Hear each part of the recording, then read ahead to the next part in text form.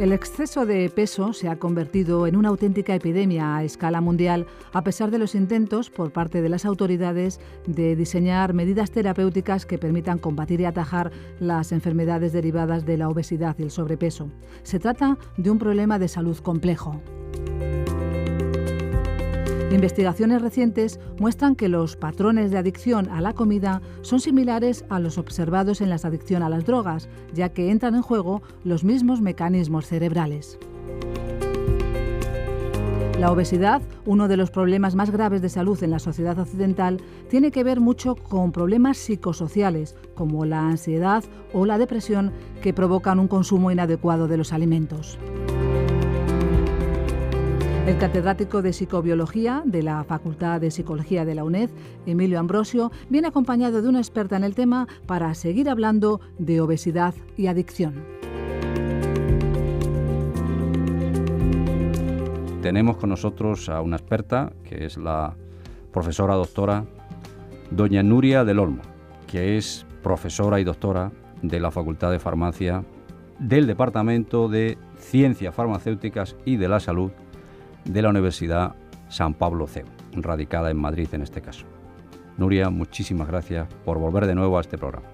Muchas gracias a ti por volverme a invitar y bueno, encantada de estar aquí. Bueno, pues retomando algunas ideas del programa anterior, pues habíamos comentado que hay realmente una epidemia global, podemos llamarlo así, ¿no? Sí. De obesidad en el mundo. Analizamos algunos mecanismos que pueden estar implicados en este tipo de problemas y vimos que, entre otros factores, pues parece que hay algunos que se parecen muchísimo a los que mantienen la adicción a drogas, ¿no? Uh-huh. Y acabamos concluyendo un poco que tenemos que distinguir, o sea, aunque haya desde luego aspectos en la obesidad que se asemejan mucho a los que ocurren en la adicción a drogas, pues tenemos que distinguir entre lo que es aquellos mecanismos cerebrales, aquellos circuitos cerebrales que mantienen el apetito, que es necesario para la especie, y aquellos que causan adicción, que son como consecuencia de haber consumido sustancias, en este caso alimentos, pues que son excesivamente gustosos, con mucha azúcar o con mucha grasa, y que son los que alteran el circuito y mantienen ese componente adictivo de la obesidad. Exacto. De hecho, pues como cada vez más se está arraigando esta idea de que pueda haber aspectos adictivos en la obesidad, pues ya se ha creado incluso pues hasta un test, lo que se llama una prueba, ¿no? Que se emplea en psicología y que está hecho por la Universidad de Yale y en Estados Unidos, y se llama pues el cuestionario o la prueba o el test Yale de la adicción a la comida.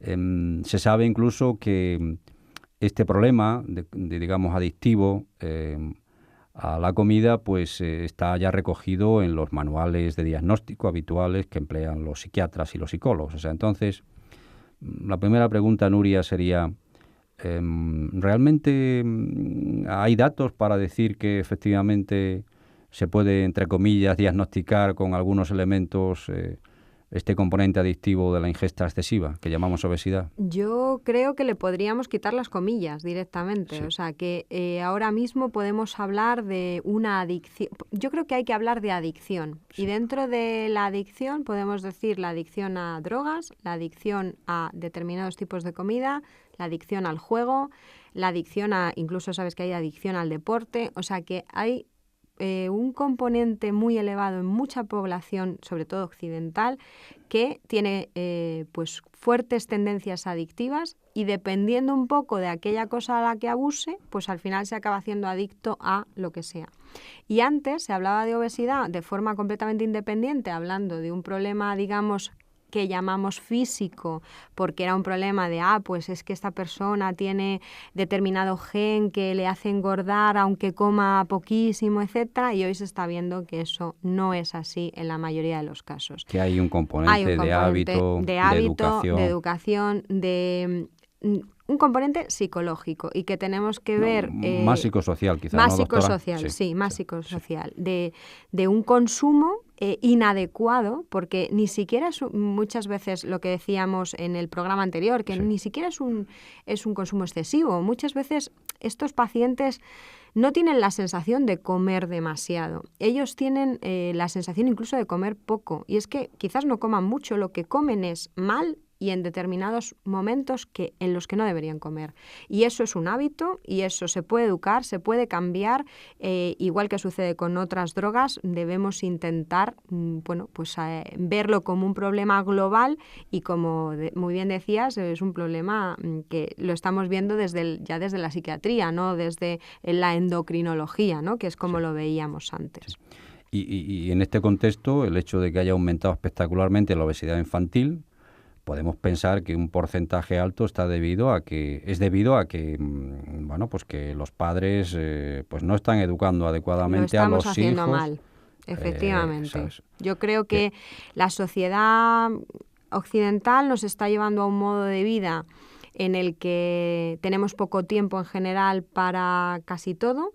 Y en ese casi todo incluimos la comida que tomamos nosotros y que le damos a nuestros hijos.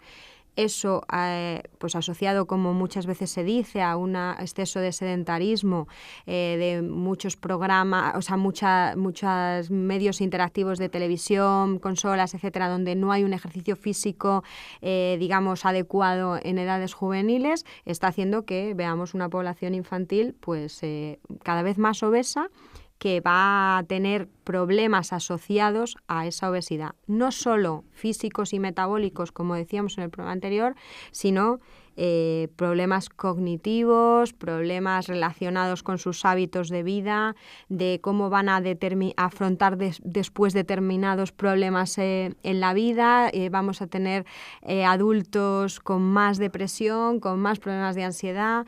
Es decir, el problema sobre lo que antes se pensaba que era casi independiente, que es nuestro cerebro, ¿no? Cómo la comida, nuestra obesidad, puede afectar a ese cerebro. Es clave en todo esto el aprendizaje. ¿Y en animales se puede modelizar algo al respecto? ¿Podemos estudiar algún correlato fisiológico? La verdad es que es un poco espeluznante los datos que estamos obteniendo últimamente en este campo. En los estudios que estáis haciendo vosotros, sí, doctora. Porque nosotros estamos trabajando precisamente en los procesos de aprendizaje y memoria relacionados con la obesidad. Y bueno, no sé, muchas veces muchos autores piensan que todos los procesos adictivos, los de las drogas, el juego, etcétera, y también el de la comida, la adicción se considera como un modelo de aprendizaje más. Es decir, nosotros tenemos que aprender a hacernos adictos. Con lo cual, claro, nosotros pensamos que evidentemente si la comida producía cambios en el aprendizaje, pues el aprendizaje producía cambios en los hábitos para consumir comida, ¿no? Y entonces hicimos experimentos en los que observábamos qué pasaba en los modelos de aprendizaje tras estas dietas, tras darle a los animales dietas de alto contenido en grasas. Y bueno, nuestros resultados apuntan, y además son muy claros y evidentes, que los animales que han sido administrados con dietas de alto contenido en grasa presentan unos déficits cognitivos muy grandes en procesos de aprendizaje y memoria.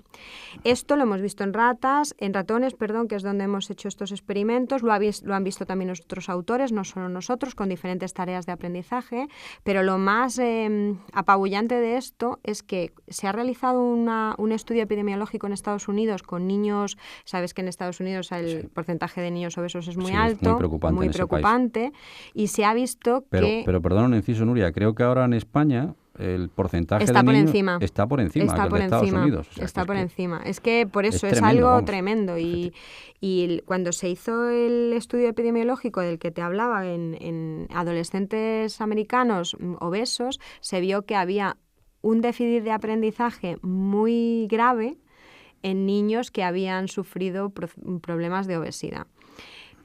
Con retardo en el aprendizaje, con más problemas de lectura, etcétera. Esto siempre se había achacado a que los niños obesos eran niños que se movían menos.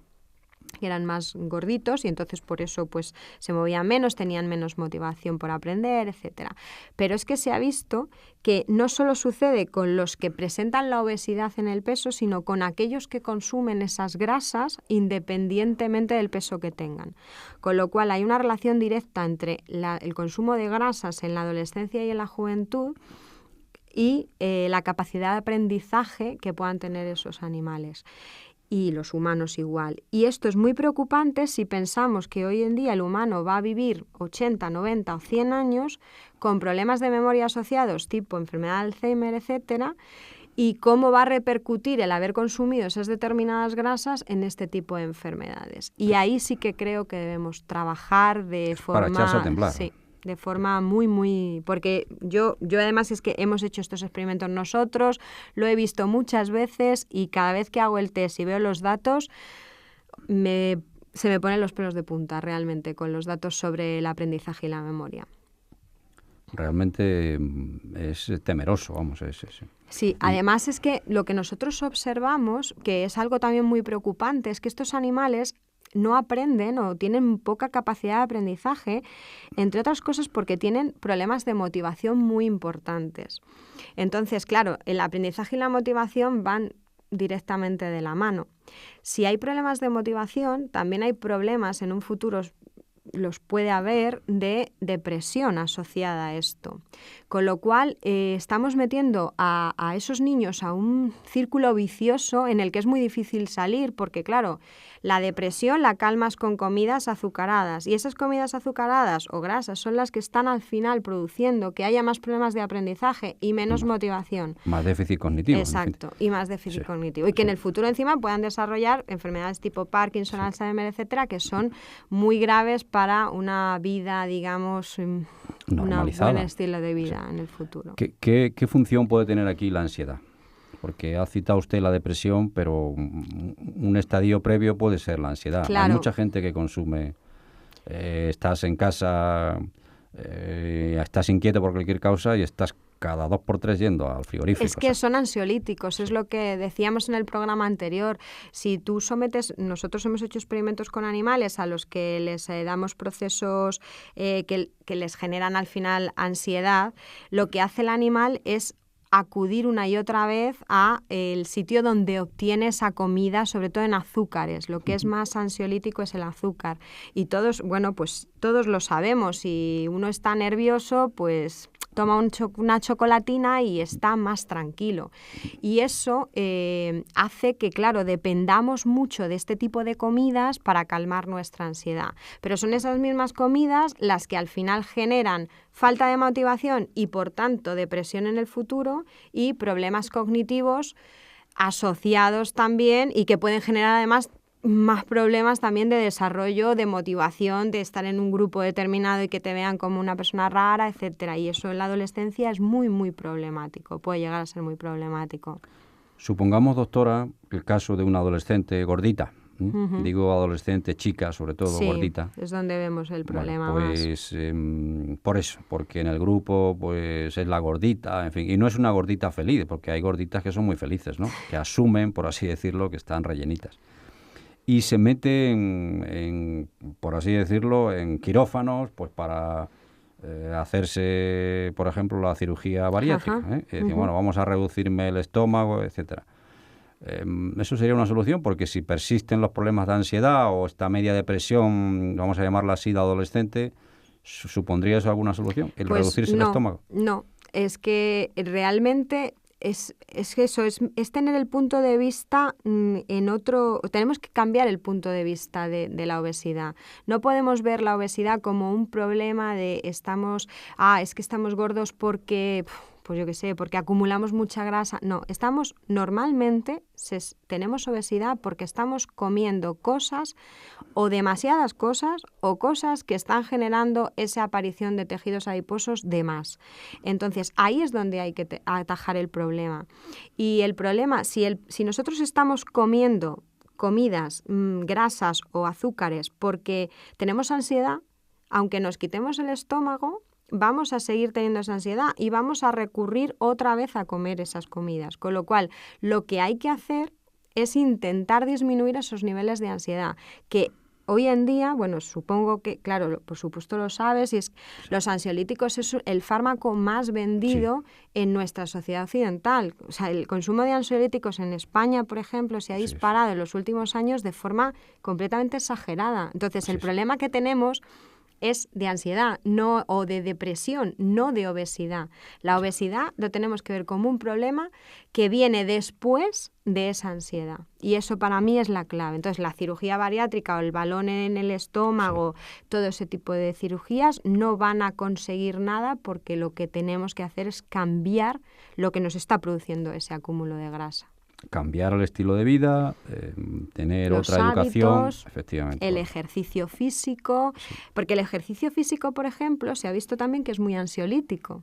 Entonces, si nosotros consiguiéramos inculcar a la gente que en vez de ir a la nevera hicieran un poco de ejercicio, probablemente sus niveles de ansiedad también disminuirían.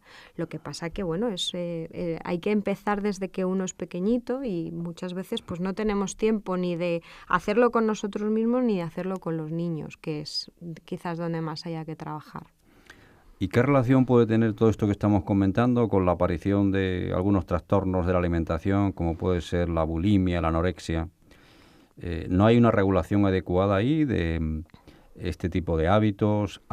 Se puede pensar que hay algo más, en el sentido de que haya algún trastorno ya, digamos, nervioso, neurobiológico, etcétera, porque ambos están también relacionados con la ansiedad, con la depresión. Es que es un tema muy, muy complejo, pero al final estamos hablando de lo mismo, y los procesos neurobiológicos son casi los mismos. Y es una sociedad, la occidental ahora mismo, es muy perversa, porque por un lado tenemos mucha ansiedad por la vida a la que nos estamos sometiendo. Por otro lado, tenemos esas comidas ahí disponibles, baratas, ricas, etcétera, todo el tiempo llamándonos desde todos los locales comerciales por los que atravesamos. Y por otro lado, un modelo de belleza que es completamente irreal, que es el que se está vendiendo, sobre todo a las jóvenes, a las adolescentes, una belleza que está relacionada con una delgadez, desde mi punto de vista, exagerada y también poco saludable. Con lo cual, la adolescente, que además está en un periodo en el que está completamente confusa, muy vulnerable, no sabe muy bien a qué atenerse, y por un lado ella se ve más gordita de lo que le gustaría, por otro lado ve a las modelos de la televisión y las ve delgadísimas como a ella les gustaría estar, y por otro lado la comida llamándole, y unos niveles de ansiedad elevadísimos por el trabajo, el estudio, tal. Entonces, eso es un caldo de cultivo perfecto para los problemas nerviosos, y la anorexia, no olvidemos que tiene el apellido nerviosa, con lo cual... pues, ¿qué hace? Tiene periodos, sabes que la anorexia siempre va relacionada con la bulimia, porque tiene periodos en los que se atracan de comida y luego, pues, para evitarlo vomitan, pasan periodos en los que no comen, esas faltas de comida hacen que vuelvan a comer otra vez. La culpabilidad. Es muy duro, y puedes acabar teniendo problemas nerviosos muy serios, bueno, muy de hecho tratables. De hecho se tienen, lamentablemente muy hay graves, muchas muy graves. chicas que hasta algunas fallecen, o sea, eso es conocido. Sí. Y eso, claro, tenemos que ver como un problema, pues, psicológico, de donde tenemos que trabajar, pues eso, la educación, desde el punto, todo es global, no es solo, no, esta chica pobrecita, qué nerviosa está, no, o sea, es global, porque estamos toda la sociedad trabajando en contra. Estamos todos haciéndolo todo, estamos tirando desde distintos sitios para que ella esté ahí moviéndose en unas aguas en las que no puede estar, porque ni pesa lo que quiere pesar, ni nunca va a estar tan delgada como las modelos, ni... Esta es una situación que desborda a los padres, porque no, en teoría los padres llevan un comportamiento normal con todos los hijos, y si tiene varias hijas y hay alguna que tiene estos problemas de trastornos de alimentación y otras que no. En ese sentido, bueno, pues habría que tratar de darle algunas pautas en la medida de lo posible. Sí. Es que cada vez estoy más convencida que debería haber una escuela de padres, ¿no? Sí. Pero en serio, o sea, plantear la escuela de padres como algo casi obligatorio porque, claro, tenemos luego que pensar en cada niño en su carácter, en las determinadas circunstancias que rodean a esa persona, etcétera, y los padres pues no tenemos o no tienen armas porque no saben qué hacer. Entonces ahí creo que hay muchísimo trabajo que hacer y sí, intentar pues verlo como no es un problema del niño, sino de todo lo que rodea a ese niño y que le hace sufrir el primero al que más a él, ¿no? Entre los posibles fármacos, si se puede dar alguno, porque bueno, por lo que estamos comentando, quizá el tratamiento sea sobre todo más psicosocial. Uh-huh. Entre los posibles fármacos podrían estar, por ejemplo, aquellos que aumentan la transmisión dopaminérgica, o sea, que aumenten. Hemos dicho en el programa anterior que hay datos que apuntan a que incluso en humanos hay una reducción de la actividad de receptores como el subtipo D2 de la dopamina. Uh-huh. ¿Se le podría dar este tipo de, quizá, de aumentadores, por llamarlo de alguna manera, del sistema dopaminérgico? Pues parece que sí, que al final, si lo pensamos, son antidepresivos. Antidepresivos un poco más sofisticados que los que utilizábamos hace unos años, pero al final están funcionando muy bien algunos antidepresivos de este estilo para anorexia nerviosa, trastornos de la alimentación. También se están utilizando estos fármacos para trastornos de la alimentación en el sentido de la obesidad, para intentar paliar ese consumo excesivo de este tipo de comidas, y están dando buenos resultados. Lo que pasa con los fármacos es que, como sabéis, claro, tienen muchos efectos secundarios, o efectos secundarios que a veces no son deseables. Con lo cual, no nos podemos quedar solo en el fármaco, que es un poco el problema de siempre de la psicofarmacología, es que el fármaco es una parte del trabajo, y esa parte del trabajo la hacen lo mejor que pueden, porque los fármacos que tenemos tampoco son maravillosos, pero hay que apoyarlo con otro tipo de terapias que ayuden a cambiar la vida de esas personas, porque al final muchas veces estas personas viven con ese problema, el problema de la comida, de su obesidad, es lo que rodea su vida, es el problema fundamental de su vida. Hay que tratarlos también psicológicamente, ¿no?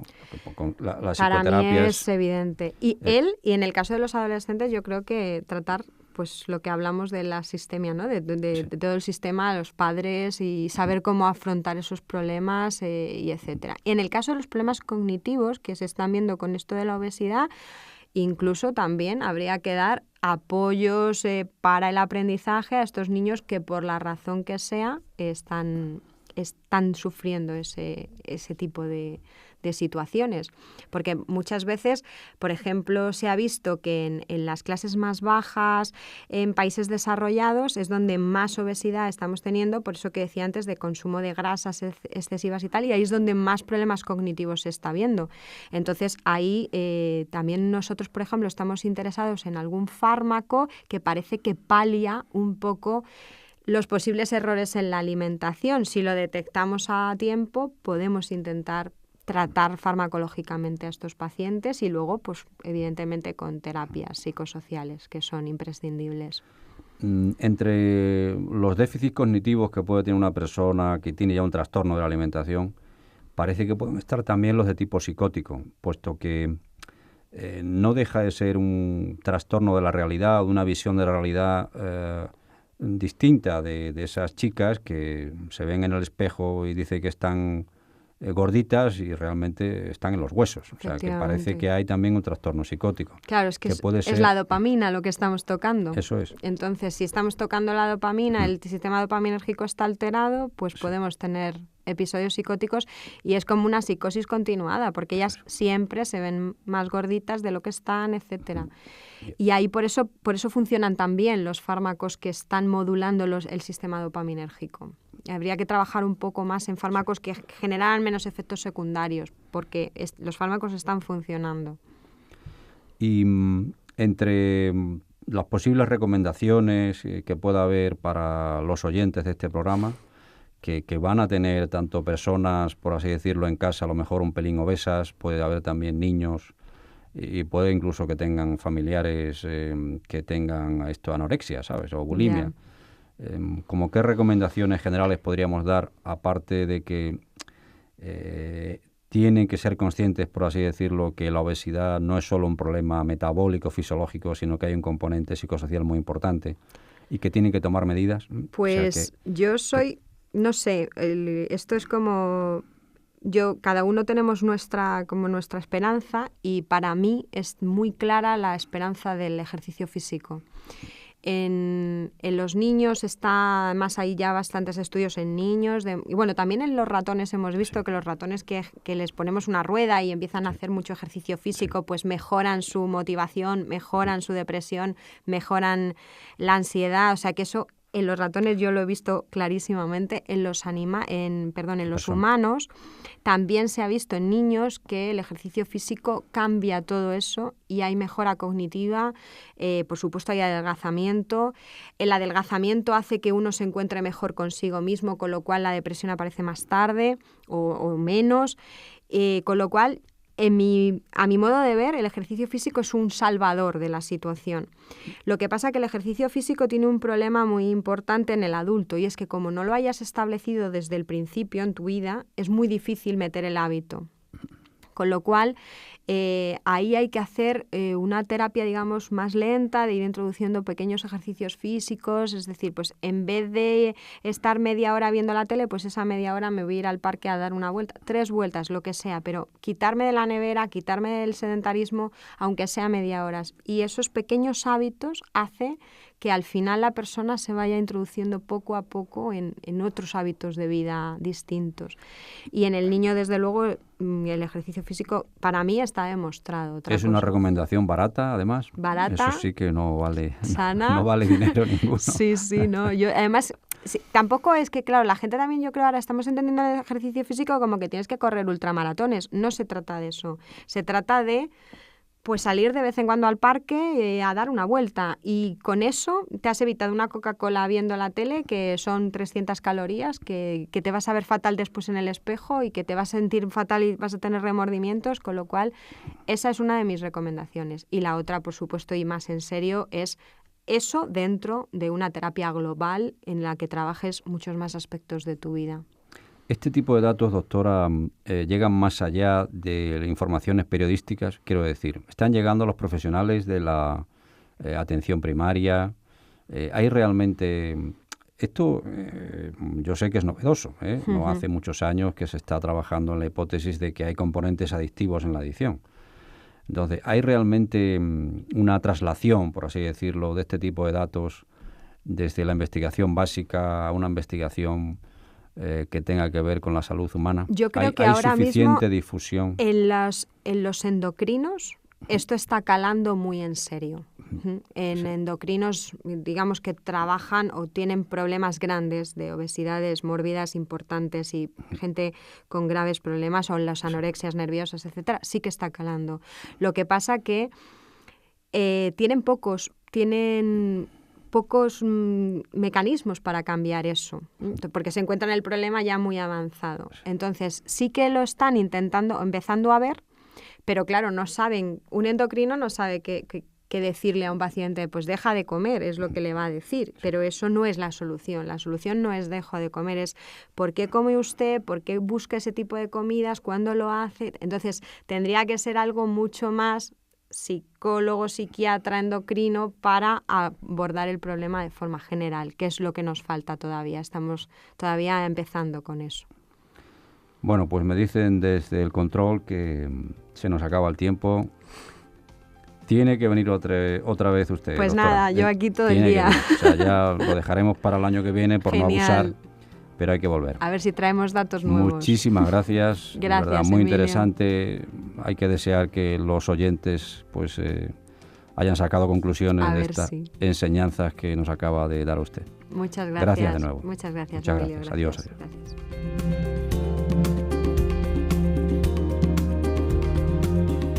Damos las gracias a Emilio Ambrosio, catedrático de Psicobiología de la UNED, y a Nuria del Olmo, profesora de la Facultad de Farmacia de la Universidad de San Pablo CEU de Madrid, que nos han ayudado a comprender el problema de la obesidad desde su complejidad.